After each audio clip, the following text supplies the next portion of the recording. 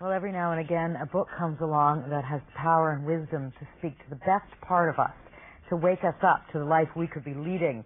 Well, The Saint, the Surfer, and the CEO is the latest work from life leadership guru Robin Sharma.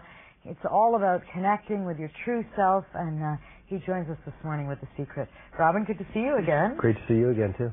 Tell me, this is such a different approach for you. Does giving insight and advice through storytelling, because it's really through characters that you give this self-help book to the reader? Absolutely.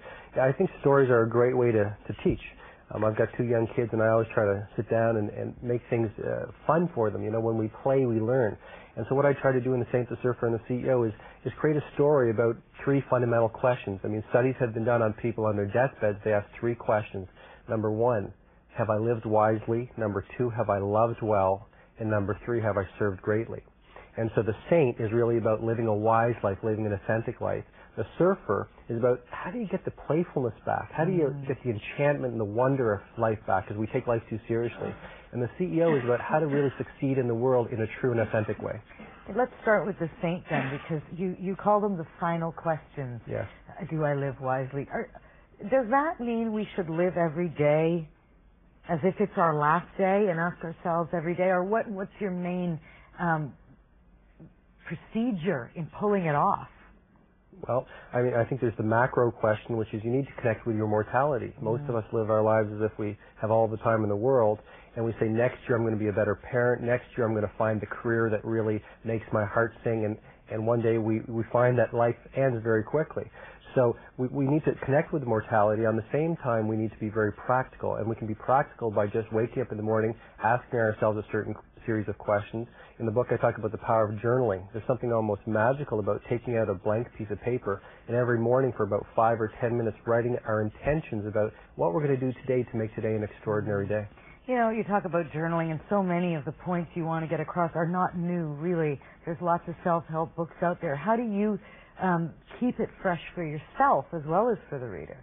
I'm constantly going deeper and deeper within. I mean, my core philosophy on life is the doorway to success opens inward, not outward.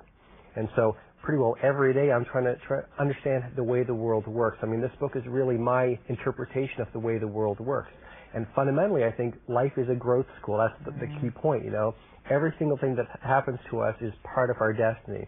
Every adversity, every person we meet, every experience we go through has really come to us to teach us a lesson, to advance us along the path of where we're meant to go. Well, you talk about that. I mean, the CEO, who is the career and life coach, if each element is a coach, delivers information that certainly could have kept some real-life CEOs out of jail.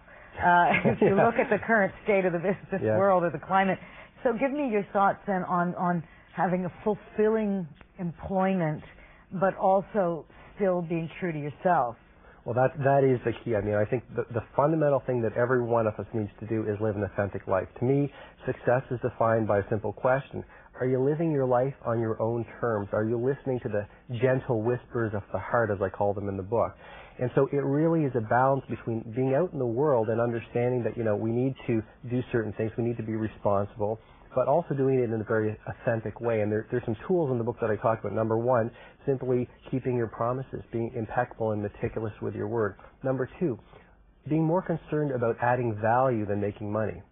And really, money, I've learned in my own life, is a byproduct. The more value you can add, the greater you can serve greatly, the more abundance will naturally flow into your life. Are you surprised at how, I mean, this has turned into an amazing boon for you, the monk who sold his Ferrari, huge best-selling books. You yourself had this high-powered lawyer job. Does it surprise you that there's such an attachment to these books and the knowledge you're delivering?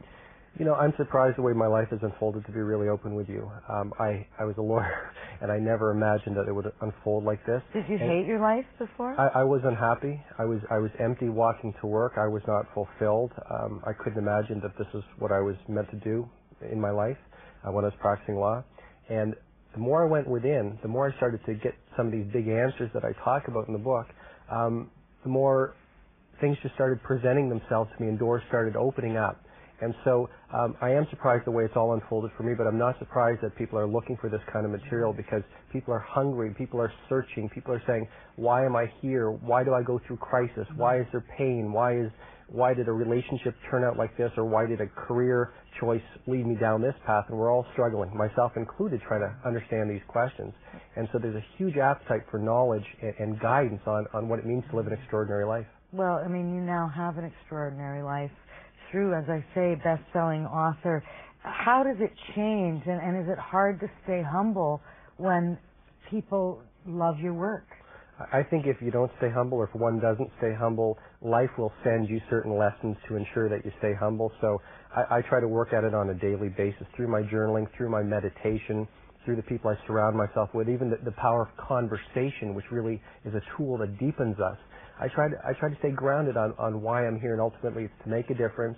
It's to fulfill my own heart's desires, my own authentic self, and I hope I never get to a stage where I lose sight of what's most important. You have a line in the book which, our imperfection gives meaning to our lives. The saint says that.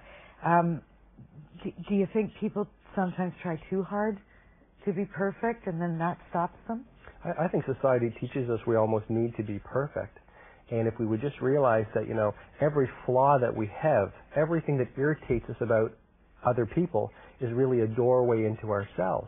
And so rather than pointing the finger and saying it's because of my wife or my husband or my boss that I'm unhappy, and look and say, what within me was just irritated? Why would I see the world as I just saw it?